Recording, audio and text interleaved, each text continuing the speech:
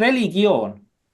Religioon on läbi sajandite olnud ühiskonna moraali tugisammas. Praegust läänemaailma valitsev globalism on kas nii rumal või teevad nad seda meelega, et hävitada meile omased religioossed ühiskonna tugisambad. Saates külas endine Vormsi pastor ja Idamaade missionär Kalju Õigus.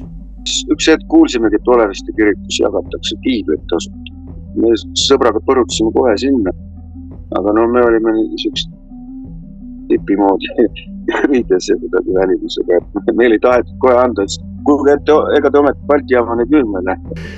Mul on sügavast kahju nendest inimestest, kes jõuavad isegi nii kaugele, nad räägivad, et vaktsiin on jumala looming. Tõesti, selle peale me tahaks tõesti öelda ainult et piibellikud sõnad, et õndsad on need, kes on vaimust vaesed ja jumala eest olgu nad õndsad ja pikalt. Maailmavaade tähendab hoopis midagi muud. See on maailma toimimisest, kuidas ta tegelikult toimib.